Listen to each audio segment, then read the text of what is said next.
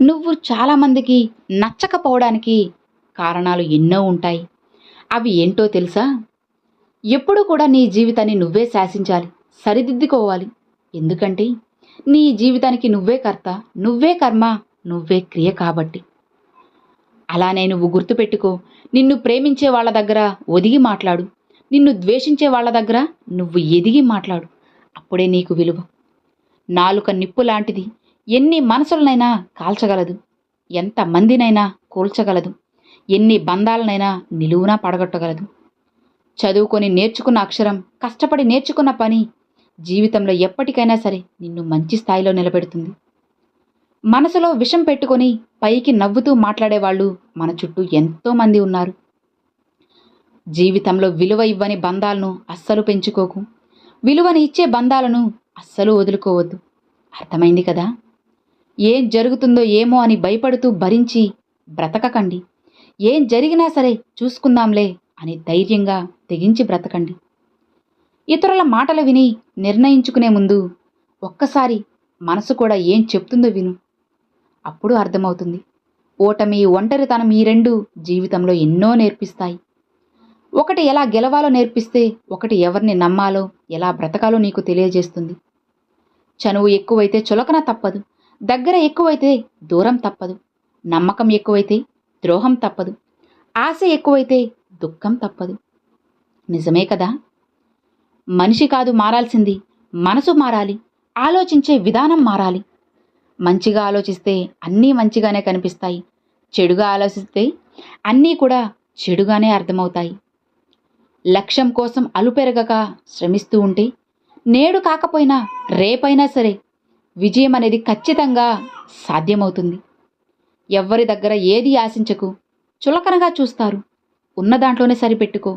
గౌరవంగా తల ఎత్తుకుని బ్రతకగలవు. జీవితం విలువ జీవితంలో గెలిచిన వాడికన్నా ఓడిన వాడికి ఎక్కువగా తెలుస్తుంది. వెనుక జనం ఉన్నారని అస్సలు ఎగిరిపడకు. వెన్నుపోటు పొడిచేవాడు కూడా వెనక నుంచే వస్తాడని తెలుసుకో. సాధించలేనేమో అన్నది భయం, సాధించగలవు అన్నది నమ్మకం. భయం కంటే నమ్మకం చాలా గొప్పదని గుర్తుంచుకో. విమర్శలను వినయంతో స్వీకరించినప్పుడే విజయం నీ వెంట నవ్వుతూ వస్తుంది. నీతో ఉన్నవాళ్ళు నిన్ను ఎందుకు కలిశామా అనేలా అస్సలు బ్రతకకూడదు. నిన్ను విమర్శించిన వాళ్ళు కూడా నిన్ను ఎందుకు వదిలేశామా అనేలా గర్వంగా బ్రతకాలి. నిజాయితీగా ఉండి గంజి తాగినా సరే ఆ తృప్తి ఎంతో బాగుంటుంది. అవినీతి డబ్బుతో బెంజ్ కారులో తిరిగినా గంజి తాగేవాడికి అస్సలు సరికారు.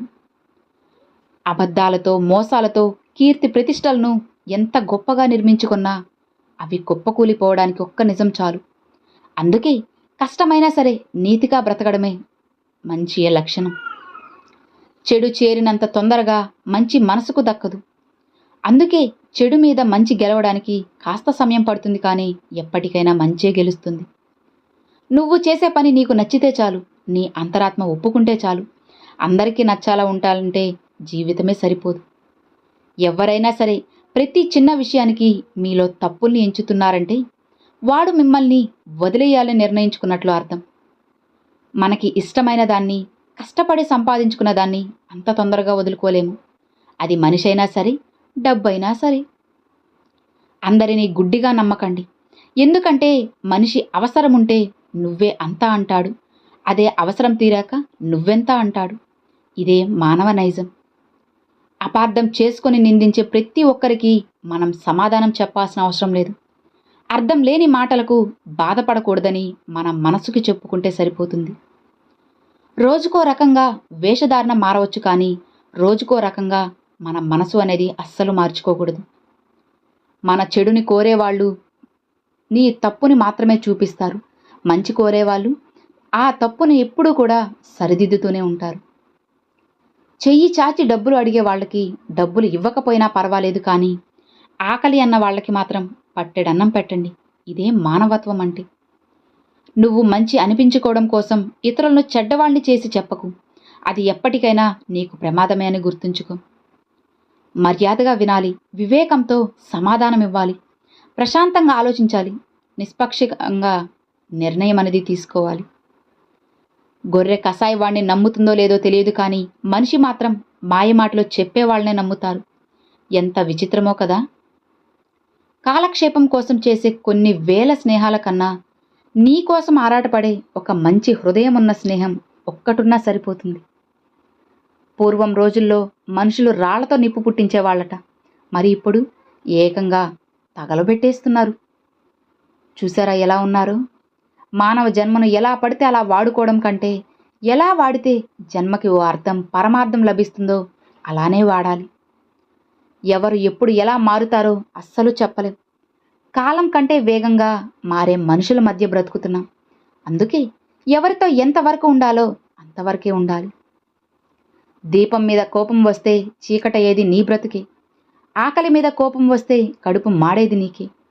ఇష్టమైన వాళ్ళ మీద కోపం వస్తే ఒంటరయ్యేది నువ్వే అని గుర్తుంచుకో. జీవితం అనుకుంటే పోయేది కాదు, రాసుకుంటే వచ్చేది కాదు. రంగస్థలంలో నువ్వు నేను అందరం పాత్రధారులం మాత్రమే. రాసేవాడు పైన ఉన్నాడు, నటించేవాళ్ళు మనతో మన చుట్టూనే ఉన్నారు. దక్కని బంధాల కోసం దిక్కులేని వాడిలా ఆలోచించకు. జరిగిన గతాన్ని మరిచి ముందున్న నీ గమ్యాన్ని చేరుకో.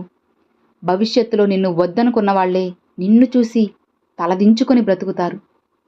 గమ్యం ఎంత ఎత్తులో ఉన్నా దాన్ని చేరుకునే మార్గం మాత్రం నీ కాళ్ల కింద నుండే మొదలవుతుంది అని గుర్తుంచుకో. ఏం జరిగినా సరే అస్సలు నిరాశ చెందకు. ఎందుకంటే కొన్ని పరిస్థితులు తెలియకుండానే నీకు మేలు చేస్తాయి. నువ్వు కావాలి అనుకున్నప్పుడు ఏదీ రాదు, నీకు రాసి పెట్టింది ఏదీ ఆగదు. రాలేదని కృంగిపోకు, వచ్చిందని పొంగిపోకు. జరిగేవన్నీ ఆ భగవంతుడిని లీలలే అనుకో. అప్పుడు సంతోషంగా ఉండగలవు. అర్థమవుతుందా? ఎలాంటి పరిస్థితులు అయినా సరే సంతోషంగా ఉన్నవాడే కదా నిజమైన కోటీశ్వరుడు. నిజాయితీగా ఉండు, కానీ నిశ్శబ్దంగా ఉండిపోకు. మౌనంగా ఉండి కానీ మాట పడకు. విలువ లేని చోట నోరు విప్పకు. అవసరం ఉన్న చోట నీ కోసం నువ్వు వాదించుకో. మన కోసం ఎప్పుడు ఎవ్వరూ రారు అని గుర్తుపెట్టుకో. తప్పులు లోపాలు అందరిలోనూ ఉంటాయి, కానీ కనిపించేది మాత్రం ఎదుటి వాళ్లలోని. ఎంత విచిత్రమో కదా. అద్దాల మేడలో ఉన్నవాడు అబద్ధం చెప్పినా నిజమే అంటారు. పూరి గుడిసెలో ఉన్నవాడు నిజం చెప్పినా అబద్ధం అంటారు. ఈ జనం, ఈ సమాజం మనిషిని నమ్మదు, వాళ్ల వెనక ఉన్న డబ్బుని మాత్రమే నమ్ముతుంది. జీవితం ఎప్పుడూ ఒకేలా ఉండదు. దారి పొడవునా పూలు ముళ్ళు ఉంటాయి. విధి విధానాన్ని తప్పించుకోవడం ఎవ్వరికీ సాధ్యం కాదని తెలుసుకోవాలి. మంచివాడికి మండితే వాడు చూపించే కనికరం కూడా నరకంలా ఉంటుంది. తప్పు వాడిది కాదు, వాడిని అలా వాడుకున్న వాళ్ళది. ఏటి వరద నోటి దురద ఎప్పుడు ఏం ముంచుతాయో తెలియదు. ఏటికి వరదొచ్చినా నోటికి దురద వచ్చినా మిగిలేది చివరికి మనకి బురదే కదా. కాబట్టి చాలా జాగ్రత్తగా ఉండాలి. ఒక మాట మాట్లాడే ముందు 1కి 10 సార్లు ఆలోచించి మాట్లాడండి. అలా మాట్లాడినా కూడా కొన్ని సందర్భాల్లో మనకి కష్టాలు వస్తూనే ఉంటాయి. కాబట్టి చాలా జాగ్రత్తగా ఉండండి. అర్థమైంది కదా. Thanks for watching friends.